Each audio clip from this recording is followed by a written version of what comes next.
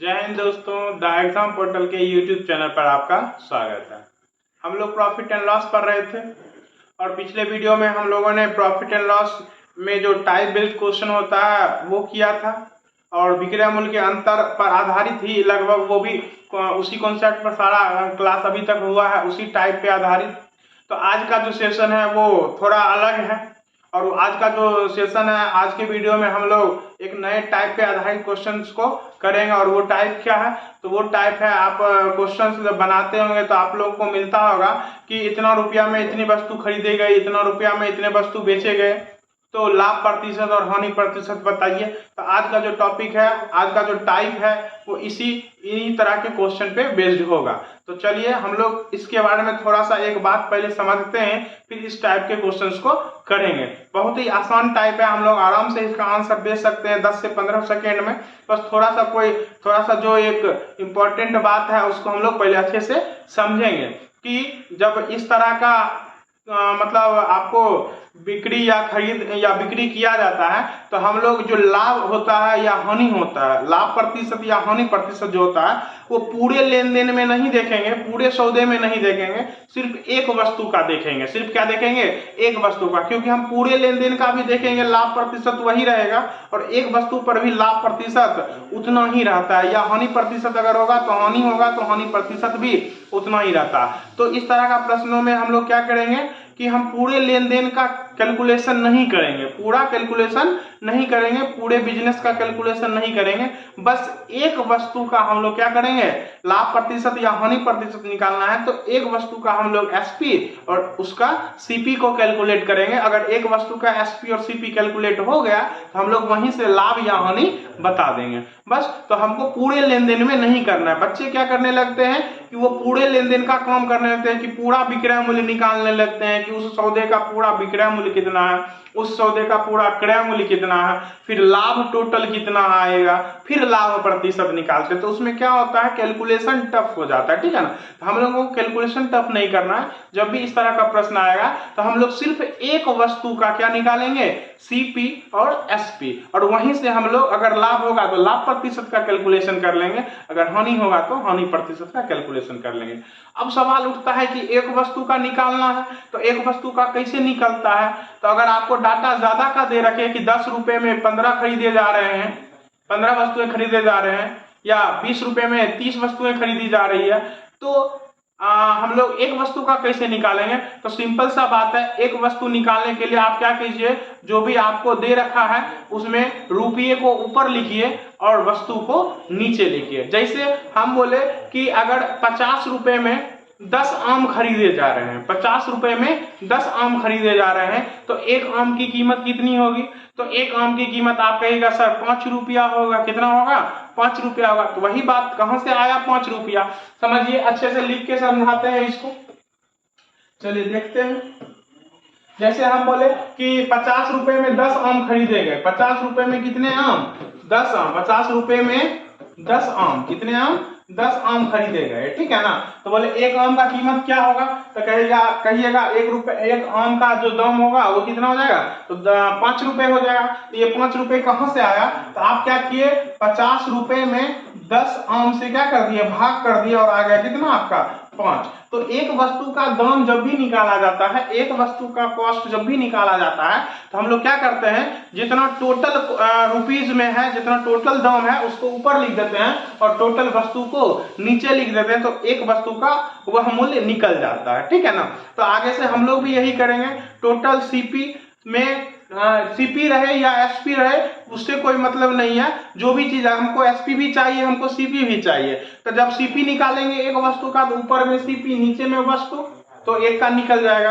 अगर एसपी निकालेंगे एक वस्तु का तो ऊपर में फिर भी रुपया, नीचे में वस्तु, तो सीपी हमको निकल जाएगा एक वस्तु का। बात समझ रहे ना। तो एक वस्तु का हम लोग सीपी निकालेंगे और एक वस्तु का एसपी निकालेंगे, यहीं से हम लोग क्या कर लेंगे, लाभ या हानि का कैलकुलेशन कर लेंगे, ठीक है ना। लाभ होगा तो लाभ प्रतिशत निकाल लेंगे, हानि होगा तो हानि प्रतिशत निकाल लेंगे। तो एक वस्तु का कैसे निकालेंगे समझ में आ गया।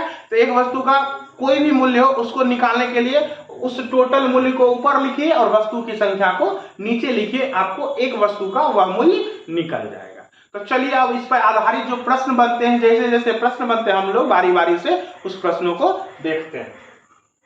चलिए देखिए, जैसे आज का प्रश्न है, पहला प्रश्न आपका है कि यदि मैंने 11 किताबें 100 रुपये में खरीदी और 10 किताबें 110 रुपये में बेच दी तो किताबों की बिक्री में लाभ प्रतिशत ज्ञात कीजिए। किताबों की बिक्री में लाभ प्रतिशत ज्ञात कीजिए। हम क्या बोले, हम 11 किताब का दाम नहीं निकालेंगे या 10 किताब का दाम नहीं निकालेंगे, हम क्या करेंगे, एक किताब का प्राइस निकालेंगे। किसका?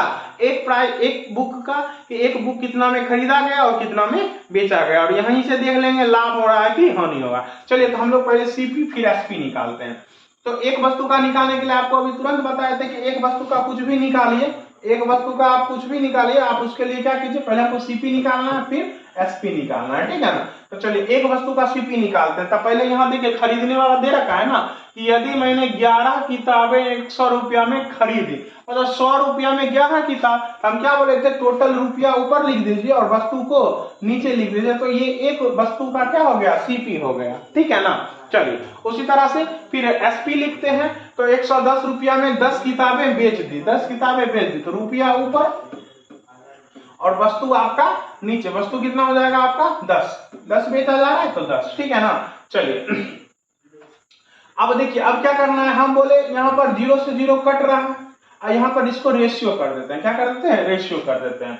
चलिए अब यहाँ पर 11/1 मतलब 11 हो गया, लेकिन अनुपात तो भिन्न में आ गया, तो बोले भिन्न में तो रहता नहीं है, हम लोग क्या कर लेंगे, तो इसको पूर्णांक में बदल लेंगे, ठीक है ना। तो एलसीएम से क्या कर लेंगे, गुना कर लेंगे। ये सब लोग अनुपात जो पढ़े होंगे उनको अच्छे से समझ में आ रहा होगा कि क्या होता है ये रूल। तो हम लोग यहाँ से आपका एसपी और सीपी का रेशियो निकल गया, कितना, ये 121। अब आपको रेशियो पता चल गया सीपी और एसपी का, तब आप बता दीजिए लाभ होगा कि हानि होगा। तो 100 रुपया में खरीदा जा रहा है, 121 रुपया में बेचा जा रहा है, तो बताइए क्या होना चाहिए। तो बोलिएगा लाभ हो रहा है, तो लाभ लिखेंगे। तो लाभ कितने का, तो 21 का। लाभ प्रतिशत आपसे पूछा जा रहा है, आपसे क्या पूछा जा रहा है, लाभ प्रतिशत। तो लाभ जो होता है वो सीपी पे होता है, तो नीचे में क्या आएगा, सीपी। तो सीपी कितना आपका 100, फिर गुना में क्या चीज 100, तो 100 से 100 कट जाएगा, हमारा जो आंसर हो जाएगा वो क्या हो जाएगा 21%, ठीक है ना।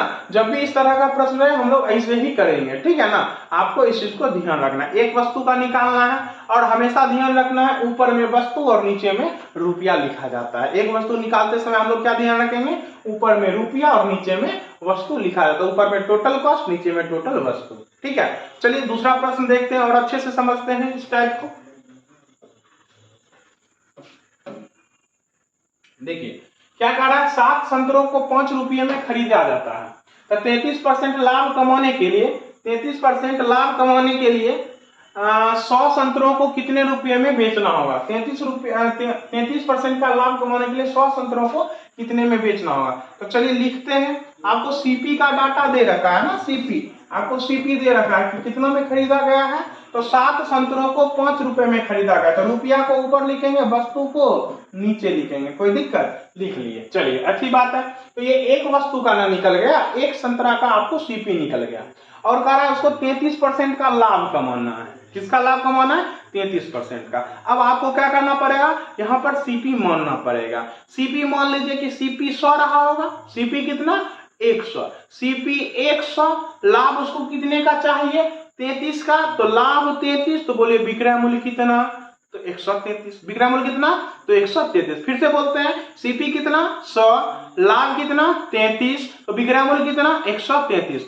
ये जो आप लिखे ये क्या है, सीपी। तो बोलेंगे सीपी का तुलना सीपी से, सीपी का तुलना सीपी से। तुलना का मतलब समझाए थे कि भाग होता है, मतलब भाग करना है। तो भाग नीचे में लिखेंगे कि ऊपर में, तो नीचे में लिखेंगे। तो सीपी 100 माने हैं, तो सीपी का तुलना सीपी से कर दिए, कोई दिक्कत। अब हमको क्या निकालना है, लाभ मतलब विक्रय मूल्य निकालना है। क्या निकालना है, विक्रय मूल्य। क्या बेचना होगा, बेचना होगा। तो पहले हम एक का निकाल लेते हैं, फिर 100 का निकाल लेंगे। तो बोले क्रय मूल्य 100, लाभ 33, तो विक्रय मूल्य कितना 133। तो विक्रय मूल्य से क्या कर देंगे, गुना कर देंगे। तो ये आपका निकल गया विक्रय मूल्य, ये आपका क्या निकल गया, विक्रय मूल्य। लेकिन कितने वस्तुओं का, तो बस एक वस्तु का। किसका, एक का। लेकिन आपसे क्वेश्चन क्या कर रहा है, 100 संतरा का। कितने का, 100 का। तो आप तो एक का निकाले हैं, तो आप 100 को निकालना है, तो क्या कीजिएगा 100 से गुना कर दीजिएगा। तो एक का हो गया था, 100 से गुना कर देंगे, 100 का निकल जाएगा, 100 से 100 खत्म। 7 से देखिए ये कट रहा है, 7 इकाई 7, आपका 6 9 7 63 19 25 95। तो आपका जो सही आंसर हो जाएगा क्या हो जाएगा 95 95 रुपया, जो कि ऑप्शन नंबर क्या है डी में दे रखा है। तो इस तरह से हम लोग क्वेश्चंस को कर सकते हैं। ठीक है, तो चलिए आगे बढ़ते हैं नेक्स्ट क्वेश्चन पे। देखिए अगला क्वेश्चन क्या है, देखिए अच्छे से समझिए। कह रहे 6 रुपए में 10 वस्तुएं खरीदी गई और 8 रुपए में 6 वस्तुएं बेची गई, तो लाभ प्रतिशत कितना है ये आपसे पूछा जा रहा है। लाभ प्रतिशत कितना है ये आपसे पूछा जा रहा है। ठीक है, चलिए देखिए बस वही बात, एक वस्तु का आप सीपी एसपी लिख लीजिए, एक एक वस्तु का सीपी और एसपी। तो चलिए यहाँ रुपया ऊपर में वस्तु नीचे में, तो 6 रुपये में 10 वस्तु, तो ऊपर में 6 नीचे में 10। फिर 8 रुपए में 6 वस्तुएं बेची जा रहे हैं, ऊपर में 8 और नीचे में 6। ठीक है ना।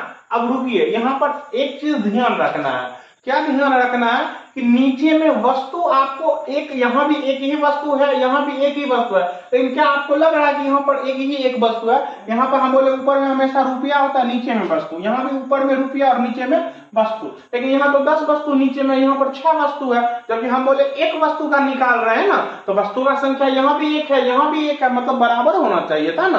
लेकिन क्या बराबर है वस्तुओं की संख्या, लेकिन बराबर नहीं है। तो आपको इस चीज को हमेशा ध्यान रखना, क्योंकि आप ये जो निकाले 6/10 किए तो एक का ना निकल गया, मतलब वस्तुओं की संख्या एक होना चाहिए। यहाँ भी 8/6 किए तो यहाँ भी एक का निकला, मतलब वस्तु की संख्या क्या होनी चाहिए एक होनी चाहिए। और वस्तु की संख्या नीचे में रहता है, ऊपर में रुपया रहता है, तो यहाँ पर तो 10 वस्तु है, यहाँ पर 6 वस्तु है, तो एक तो है नहीं। तो हम बोले कि हमेशा हमको बराबर वस्तु चाहिए, यहाँ पर एक यहाँ भी एक, तो एक तो है नहीं, तो आप बराबर कर लीजिए, वस्तु को क्या कर लीजिए बराबर कर लीजिए। और जैसे ही बराबर होगा तो उसका रेशियो क्या हो जाएगा 1:1, मतलब एक एक का निकल जाएगा आपसे।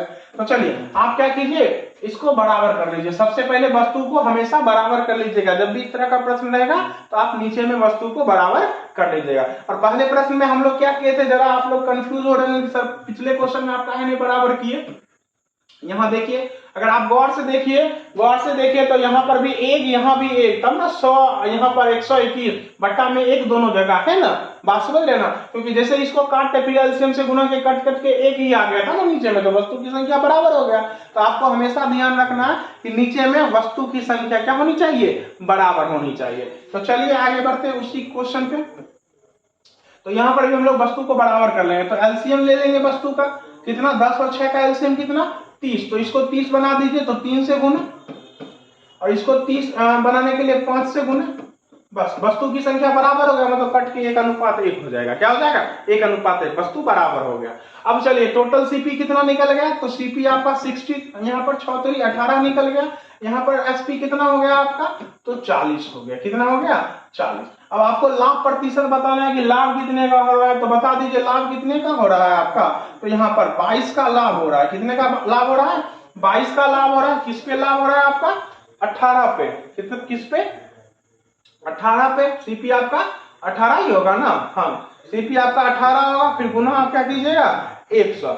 और हमको लगता है कि इस क्वेश्चन का ऑप्शन आपका क्या है गड़बड़ है। ऑप्शन आपका क्या है गड़बड़ दे रखा है ऑप्शन, क्योंकि यहाँ पर 1 से ज्यादा मतलब 100 से ज्यादा होना चाहिए था लाभ प्रतिशत, लेकिन ऑप्शन में 100 से ज्यादा नहीं है, तो कहीं ना कहीं गड़बड़ है। एक बार जरा क्वेश्चन अच्छे से देख लेते हैं।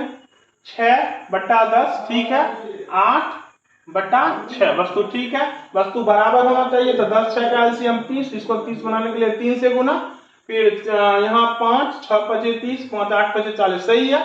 तो ये 18 हो गया, 6 5 18, ये 8 5 40 सही है। मतलब इसका ऑप्शन जो है आपका क्या है गड़बड़ है। इसमें ऑप्शन जो होगा 100% से ज्यादा होगा, इसको कैलकुलेट कर लेंगे आपका सही आंसर निकल जाएगा। ठीक है ना, जो भी इसका सही आंसर होगा आप उसको निकाल लीजिएगा। ठीक है, आगे बढ़ते हैं नेक्स्ट क्वेश्चन पे। इसको सॉल्व करके इसका पॉइंट में जो भी आंसर आएगा आप इसको कैलकुलेट कर लीजिएगा। 100 से ज्यादा % इसका आंसर होगा। ठीक है ना, तो चलिए आगे बढ़ते हैं नेक्स्ट क्वेश्चन पे। देखिए अगला क्वेश्चन क्या कर रहा है, कह रहा है यदि 150 रुपए से 300 रुपए तक की कीमत के बीच खरीदी गई पुस्तकें 250 से 350 के बीच कीमत पर बेची जाए तो अधिकतम संभावित लाभ क्या होगा जो 15 पुस्तकें बेचने से मिलेगा। तो पहला ऑप्शन निर्धारित नहीं किया जा सकता, दूसरा 750, फिर 4250, फिर 3000। तो आपसे क्या पूछा जा रहा है, तो आपको ये क्वेश्चन पहले समझना होगा कि क्वेश्चन कहना क्या चाह रहा है। ठीक है ना, फिर ये क्वेश्चन आपसे सॉल्व होगा तो समझेंगे कि क्वेश्चन क्या कहना चाह रहा है। क्वेश्चन कह रहा है कि यदि 150 रुपए से 300 तक की कीमत के बीच खरीदी गई पुस्तकें, मतलब पुस्तकें जो है वो 150 से 300 तक के बीच में खरीदी जा सकती है कि कोई भी पुस्तक होगा। तो हम बोले जो भी बिजनेसमैन होगा, जो भी खरीदार होगा, आप ही बताइए, जब उसके पास ऑप्शन है 150 से 300 तक के बीच खरीदने का, तो वो किस तरह का बुक खरीदेगा? तो बोलेगा कम से कम दाम में ना खरीदना चाहेगा, ताकि कम से कम दाम में खरीदेगा तब ना उसको ज्यादा से ज्यादा बचत होगा। बात समझ रहे ना? तो जो भी बिजनेसमैन होगा वो कम से कम दाम में खरीदना चाहेगा। तो बोलेंगे 150 रुपये में वो खरीदना चाहेगा, हर बुक वो 150 में ही खरीदना चाहेगा, 150 से ज्यादा में खरीदना नहीं चाहेगा। अब फिर जब बेचने का बात आएगा तो क्या करेगा? वो ज्यादा से ज्यादा में बेचने का कोशिश करेगा, और बेचने का प्राइस क्या दे रखा है? 250 से 350 के बीच वो बेच सकता है। तो आप ही बताइए वो कितने का बेचने का कोशिश करेगा? तो बोले वो 250 का बेचने का कोशिश करेगा? बिल्कुल नहीं, वो 250 का नहीं, वो 350 में चाहेगा हम हर बुक 350 में ही बेचे। तब बताइए लाभ कितना? तो 150 में खरीदेगा, वो कम से कम में खरीदेगा तो 150 में खरीदने का प्रयास करेगा, और बेचने का प्रयास करेगा तो 350 में बेचने का प्रयास करेगा। तो बताइए एक बुक पर उसका संभावित लाभ कितना हो सकता है? तो बोलेंगे वो अधिकतम लाभ 200 रुपया एक बुक पे कमा सकता है। बात समझ रहे ना? तो 15 बुक पे कितना हो जाएगा? एक बुक पे 200, तो 15 बुक पे कितना? तो बोलेंगे 3000 रुपया। तो हमारा जो सही आंसर हो जाएगा वो क्या हो जाएगा? 3000 आपका सही आंसर हो जाएगा। अच्छे से समझिए, अगर नहीं समझ में आया क्वेश्चन तो फिर से एक बार समझ लीजिए। हम बोले कि ऑप्शन है आपके पास कि 150 से 300 के बीच में बुक खरीदना है, और आप एक बिजनेसमैन है, आप क्या है? एक बिजनेसमैन। तो आप कहिएगा हम कम से कम में खरीदने का कोशिश करेंगे, तो आप क्या कीजिएगा? हर एक सामान को 150 में ही खरीदने का प्रयास कीजिएगा। तो 150 में आप खरीद लिए सारा सामान, और बेचने का जब बात आया तो आप 250 से 350 में बेच सकते हैं, 250 से 350 के बीच में आप बेच सकते हैं। तो आप बेचने का जब बात कीजिएगा तो आप ज्यादा से ज्यादा में बेचने का प्रयास कीजिएगा। तो आप हर वस्तु को क्या चाहिएगा? कितना में बेचते हैं हम? 350 के बीच बेचते हैं, मतलब 350 में बेचते हैं, ठीक है ना? तो आपको लाभ कितना होगा? संभावित लाभ पूछ रहा है ना, संभावित लाभ, एग्जैक्ट नहीं, संभावित। मैक्सिमम कितना ले सकता है बोला? इससे ज्यादा ले सकता है क्या? इससे ज्यादा तो नहीं ले सकता। तो 150 में खरीदा, 350 में बेचा, तो एक बुक पे वो 200 का लाभ कमा सकता है, संभावित लाभ, ठीक है ना? तो बोलिए 15 बुक का पूछ रहा था, कितने का पूछ रहा था? 15 का था। 15 का कितना? एक का 200, तो 15 का 3000। तो आंसर हमारा हो जाएगा डी नंबर ऑप्शन 3000। चलिए आगे बढ़ते हैं नेक्स्ट क्वेश्चन पे। देखिए कहा एक सेब विक्रेता 5 रुपए के 4 के हिसाब से पेन खरीदता है और 3 रुपए के 2 के हिसाब से बेच देता है, तो इसका क्या परिणाम होगा? वही लाभ या हानि आपसे पूछा जा रहा है। चलिए बनाते हैं, देखते हैं इसको कैसे करेंगे हम लोग। देखिए 5 रुपए के 4, तो सीपी लिख लेंगे, 5 ऊपर में रुपया नीचे में वस्तु, फिर एसपी लिख लेंगे, ऊपर में रुपया नीचे में वस्तु, ठीक है ना? हम बोले वस्तु समान होना चाहिए, नीचे में समान कर लेंगे सबसे पहले। 4 और 2 का एलसीएम 4, तो ये तो 4 है ही, बस इसको 4 बना दीजिए। अब आपको यहीं से सीपी एसपी जज कर लेना है। सीपी कितना? 5, 5 में खरीदा, कितना में बेचा? 6 में बेचा। तो 5 में खरीदा, 6 में बेचा, तो लाभ की हानि? बोलेंगे लाभ होगा। कितने का लाभ होगा? तो 1 का लाभ होगा। 1 का लाभ किस पर? तो 5 पर। तो 5 गुना में 100, बस 20% का आपका क्या हो जाएगा? लाभ हो जाएगा। कितने का? 20% का। हमारा आंसर हो जाएगा 20%। ऑप्शन नंबर डी आपका सही आंसर हो जाएगा, ठीक है? चलिए आगे बढ़ते हैं, इसी टाइप का और कुछ क्वेश्चन देखते हैं। देखिए कहा एक विक्रेता कुछ केले 1 रुपए में 2 के हिसाब से खरीदता है और 7 रुपए में 10 के हिसाब से बेच देता है। 1 रुपए में 2 के हिसाब से खरीद रहा है और 7 रुपए में 10 के हिसाब से बेच रहा है, तो इसका क्या परिणाम होगा? तो हम बोले एक एक वस्तु का पहले सीपी एसपी निकाल लेंगे, फिर परिणाम देखेंगे।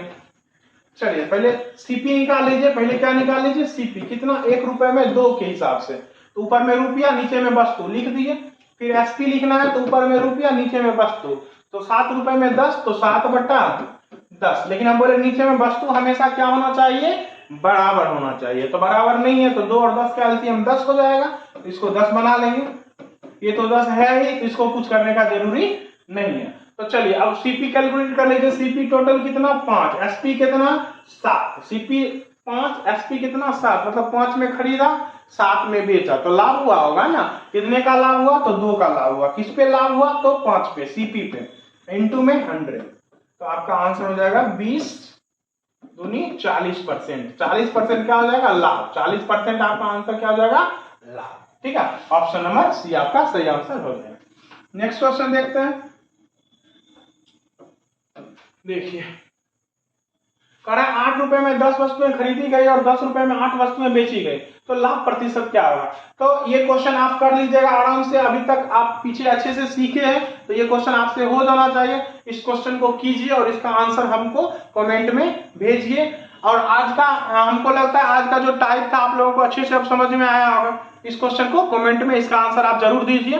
तब तक के लिए धन्यवाद। मिलते हैं नेक्स्ट वीडियो में इसी कॉन्सेप्ट पर कुछ और क्वेश्चंस के साथ।